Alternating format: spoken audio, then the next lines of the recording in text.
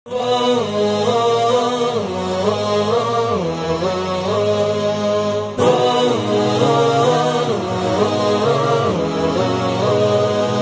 پیارے اللہ رب العزت نے قرآن مقدس کے اندر فرمایا لقد کان لکم فی رسول اللہ اسوۃ حسنہ، تمہارے لیے بہترین نمونہ، لقد کان لکم فی رسول اللہ اسوۃ حسنہ، اللہ کے محبوب کی زندگی تمہارے لیے بہترین نمونہ ہے۔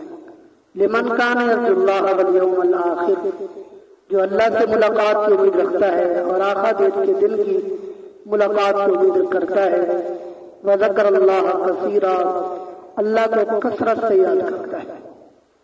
جناب رسول اللہ صلی اللہ علیہ وسلم نے فرمایا کہ اللہ نے تمہارے اوپر 3 چیزوں کو حرام کیا اور اللہ نے تمہیں 3 چیزوں سے روکا۔ حضرت معاویہ رضی اللہ تعالیٰ عنہ نے حضرت مغیرہ بن شعبہ رضی اللہ تعالیٰ عنہ کو خط لکھا، مجھے کوئی نصیحت کرو، جناب رسول اللہ صلی اللہ علیہ وسلم کا کوئی فرمان، کوئی حدیث مبارکہ لکھ کر بھیجو۔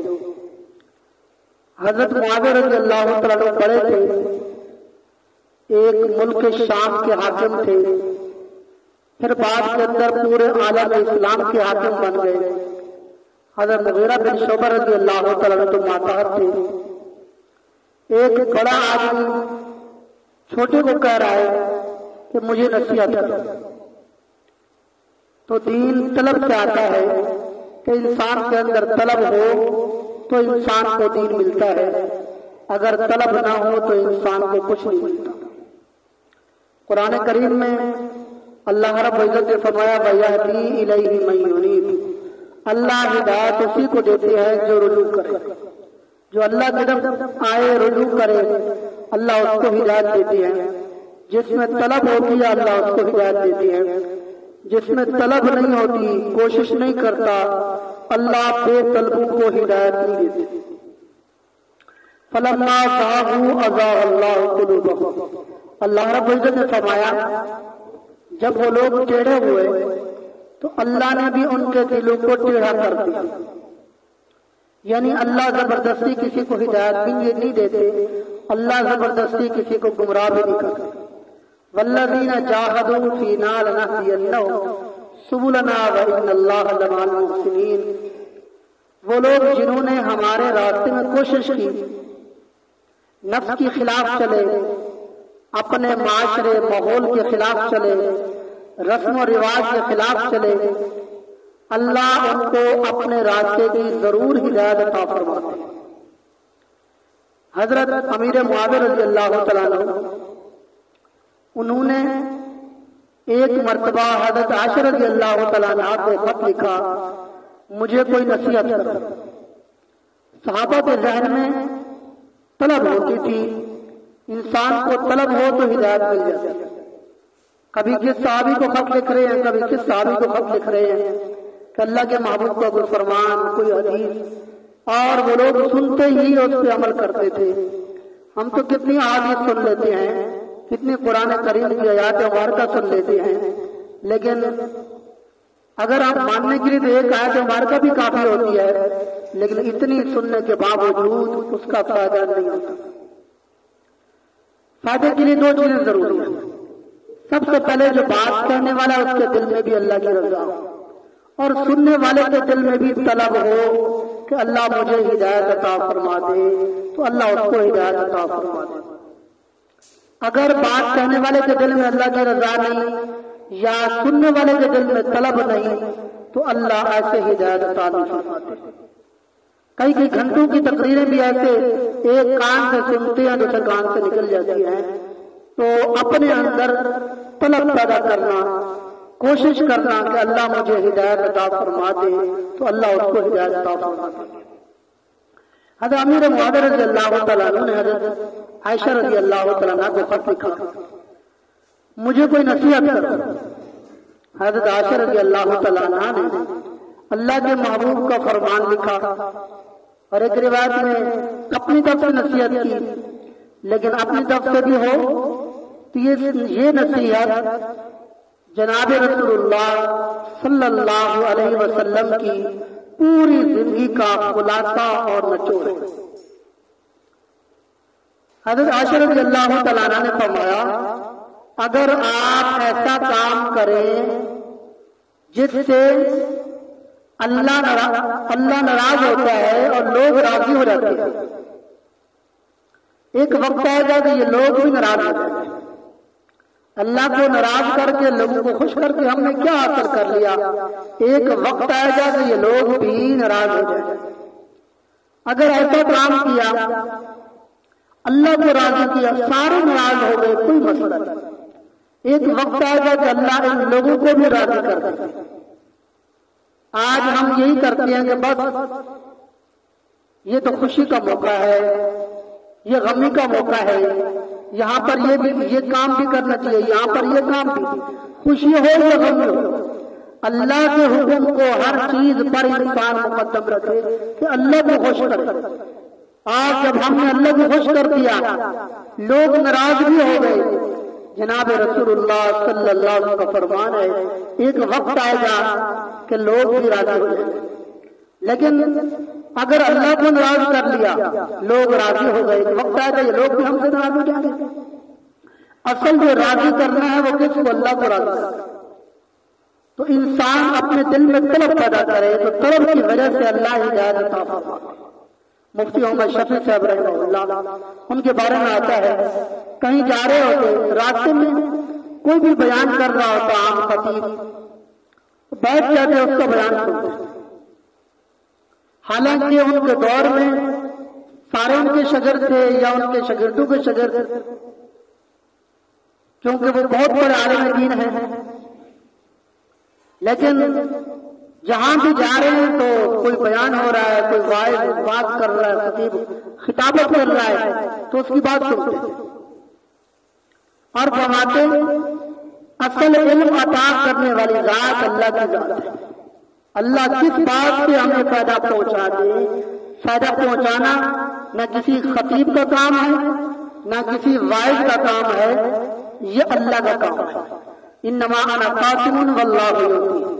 اللہ کے پیارے پیغمبر صلی اللہ علیہ وسلم نے فرمایا میں تو تقسیم کرتا ہوں، عطا اللہ کی ذات کرتی ہے۔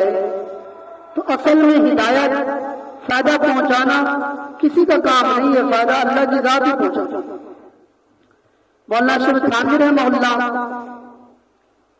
اللہ نے ان کی مجلس کا ایک خاص انداز تھا، اگر کوئی بندہ ان کی مجلس میں آتا، دل میں کوئی پوچھنے والی بات ہوتی، میں نے یہ پوچھنا ہے، تو جو بیان ہوتا اس بیان میں اس کے سوال کا جواب بھی ہو جاتا۔ کوئی بھی بندہ کوئی سوال لے کے آیا ہے، بیٹھا ہوا ہے کہ میں نے یہ سوال پوچھنا ہے، لیکن بیان ختم ہوتا ہے اس کے سوال کا جواب بھی مل جاتا۔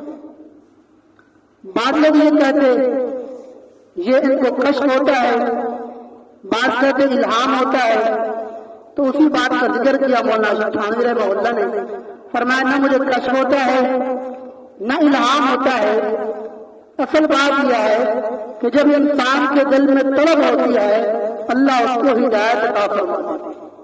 تو اصل یہ ہے کہ اپنے دل میں طلب، جب اپنے دل میں طلب ہے اللہ اس کو ضرور ہدایت عطا فرماتا ہے۔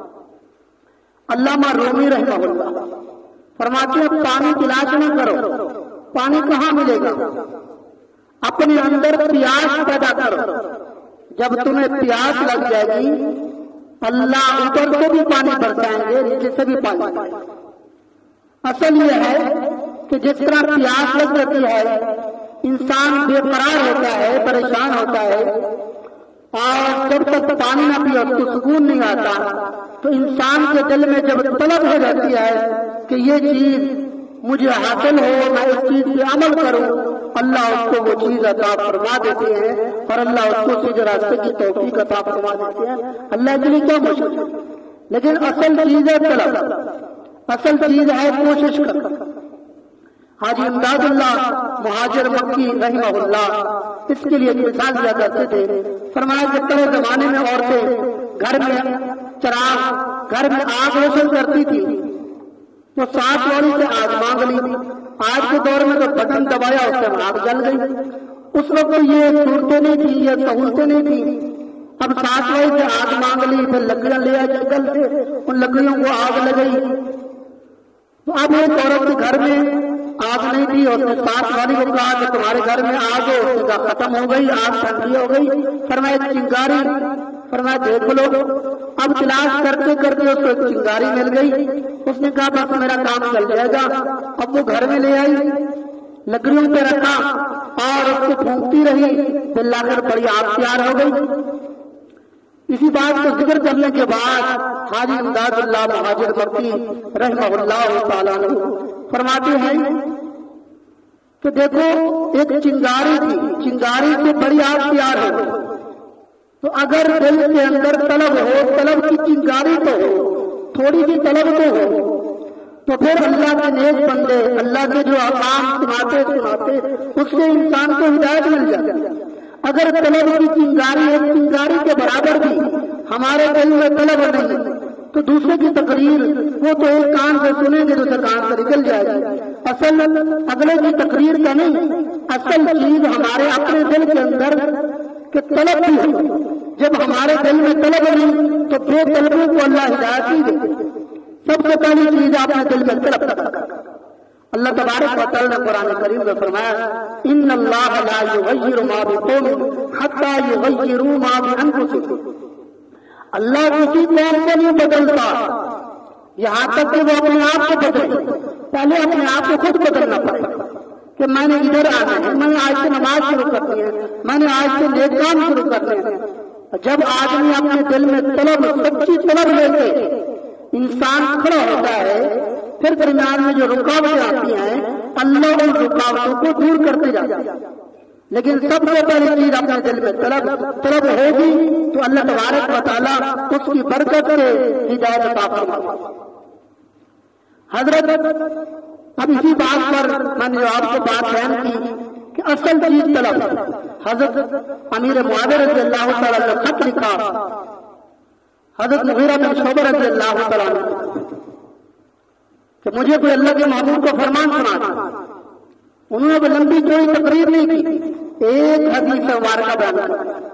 لیکن وہ ایسے لوگ تھے اللہ کے محبوب کا فرمان سننے کے بعد فوراً عمل کرتے. آج ہمارے ماحول میں جو بیماری ہے، قرآن یا حدیث اللہ کے محبوب کا فرمان سننے کے بعد ہم یہ کہتے ہیں یہ کام کیوں ہے. جب سن لیا، یقین آ گیا کہ یہ اللہ کے محبوب کا فرمان ہے، یہ اللہ کا قرآن ہے، پھر کیوں والی بات کہاں سے آ؟ صحابہ میں یہ بات نہیں تھی. اللہ کے محبوب کا فرمان سنتے تھے، سننے کے بعد اس پہ ضرور عمل کرتے تھے. اللہ کے محبوب کا فرمان سن لیا بس، اس کے بعد یہ نہیں کہ کیوں کیا وجہ، یہ باتیں صحابہ کے اندر نہیں تھی. آج ہمارے اندر یہ باتیں ہیں جس کی وجہ سے ہم گمراہ ہیں. حضرت مغیرہ بن شعبہ رضی اللہ تعالیٰ نے حدیث بیان کی کہ جناب رسول اللہ صلی اللہ علیہ وسلم نے فرمایا اللہ نے 3 چیزیں تمہارے اوپر حرام کی. اللہ نے 3 چیزیں ان اللہ حرم علیکم ثلاثا، اللہ نے 3 چیزیں حرام. نمبر 1 حقوق الوالد، باپ کی نافرمانی کرنا. اور ایک حدیث مبارکہ میں ماں کی نافرمانی، ماں باپ کی نافرمانی بہت برا ہے.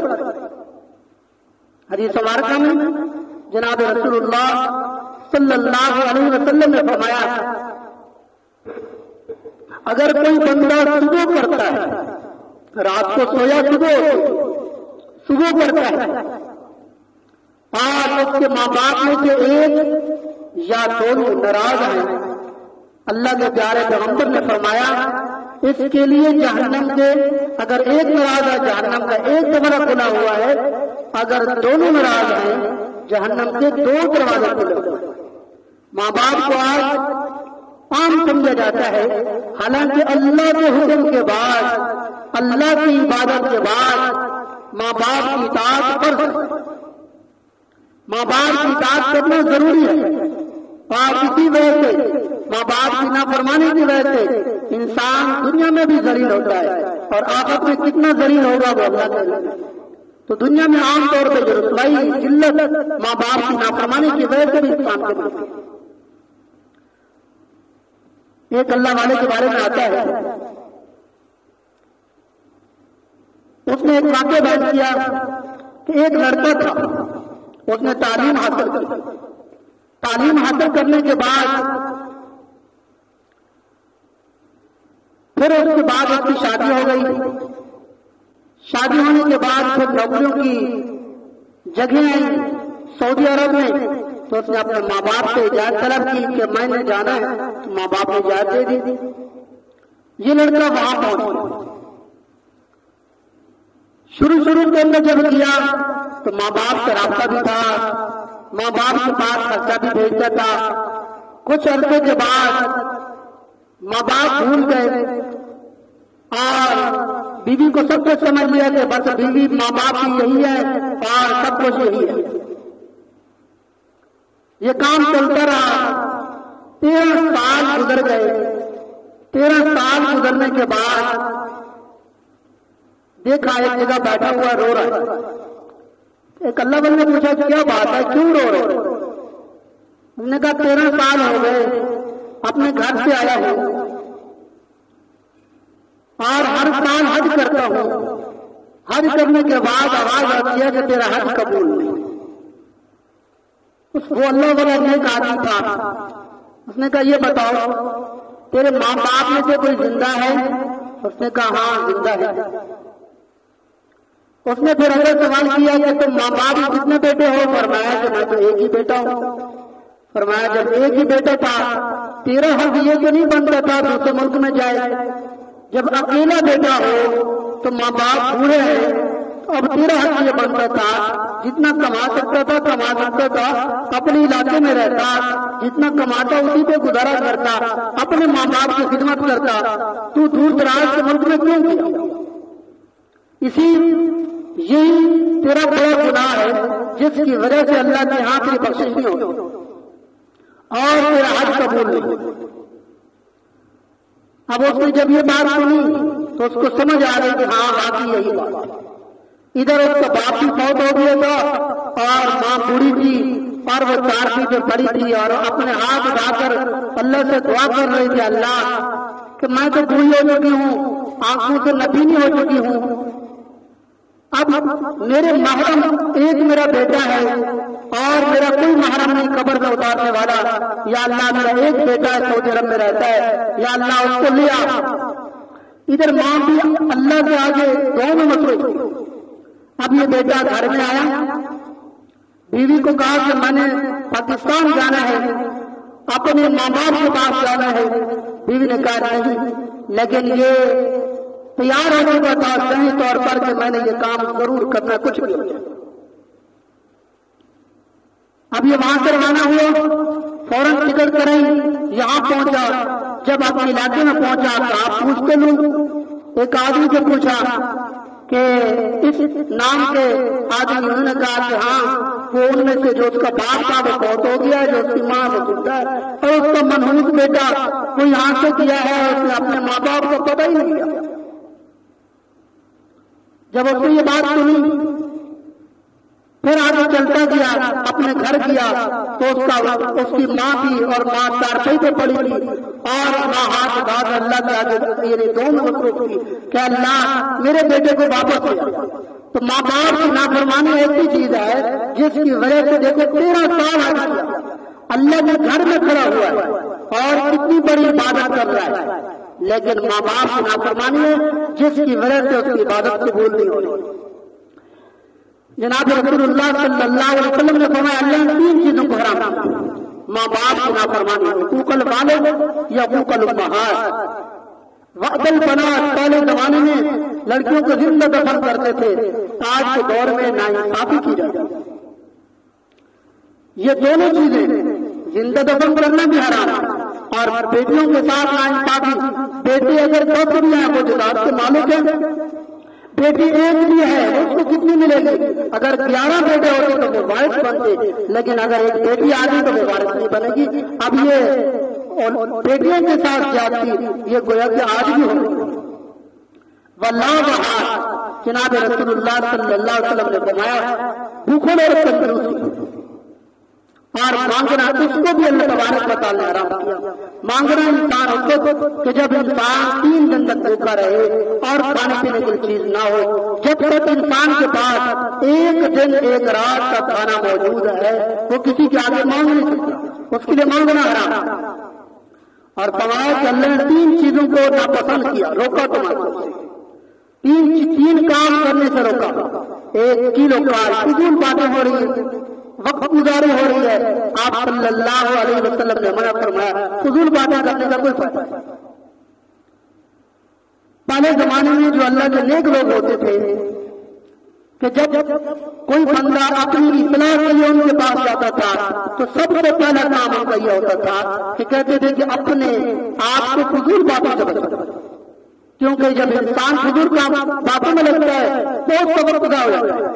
انسان کی زندگی بہت قیمتی ہے اور اس زندگی کو اللہ کے راستے میں لگانا ہے, اللہ کی فرما برداری میں لگانا ہے. فضول باتیں جس کا نہ دنیا سے کوئی تعلق ہے نہ دین سے کوئی تعلق, ایسی باتیں ہو رہی ہیں. وہ اپنی بات میں لگا ہوا ہے, وہ اپنی بات میں لگا ہوا ہے, نہ اس کا فائدہ نہ اس کا فائدہ. جناب رسول اللہ صلی اللہ علیہ وسلم نے منع فرمایا دنیاوی باتیں ہوں جس کا فائدہ نہیں اس سے بھی منع فرمایا. دینی بات ہو جس کا ہمیں کوئی فائدہ نہیں. امام مالک رحمہ اللہ فرماتے ہیں جھگڑا علم کے نور کو بھی ختم کر دیتا ہے, علم کی نورانیت کو بھی ختم کر دیتا ہے. انسان کے اندر جو علم کا نور اور علم پہ عمل کرنے کا جو جذبہ ہوتا ہے وہ بھی ختم ہو جاتا ہے. یہ جذبہ ان فضول جھگڑوں سے, جھگڑا انسان کو بہت نقصان دیتا ہے. جناب رسول اللہ صلی اللہ علیہ وسلم نے فرمایا جھگڑا یہ دین کو موڑنے والا ہے اور فرمایا حل کرنے والا ہے, موڑنے والا ہے. اور فرمایا میں یہ نہیں کہتا سر کے بال صاف ہوتے ہیں, فرمایا کہ دین کا صفایا ہوتا ہے. جھگڑا اللہ کو پسند نہیں تو فضول بات و باتیں یہ بھی جھگڑے کا سبب بن جاتا ہے. اللہ کے پیارے پیغمبر صلی اللہ علیہ وسلم نے اسے منع فرمایا. کثرت سوال بار بار یہ اس مسئلے کا کیا حکم ہے, اس مسئلے کا کیا حکم ہے. انسان کو بات پوچھے جس کا دنیا کا تعلق ہے یا دین کا تعلق ہے. ایسے ہی فضول سوال کرنا کھلا کا کیا حکم ہے. جیسے یزید وہ تو مر گیا, اس نے زیادتی کی یا نہیں کی, اب ان کا معاملہ تو اللہ کے حوالے ہے. ہم نے جو سوال کرنا ہے کہ ہمیں نماز میں فرائض ہیں, واجبات ہیں, ان میں کیا چیز کوئی چیز نہیں آتی, اس کے بارے میں سوال کرنا. فضول سوال کرنا جس کا نہ دین سے تعلق نہ دنیا سے تعلق, ایسے سوالات کرنے کا کوئی فائدہ نہیں. اذاعت المال, اللہ نے مال دیا اور مال کو جہاں ضرورت ہے وہاں خرچ کیا جائے تو آپ صلی اللہ علیہ وسلم نے فرمایا مال کو ضائع کرنا یہ بھی اللہ کو ناپسندیدہ ہے. تو جو حدیث مبارکہ بیان کی اللہ مجھے بھی اور آپ کو بھی سمجھنے کی عمل کرنا.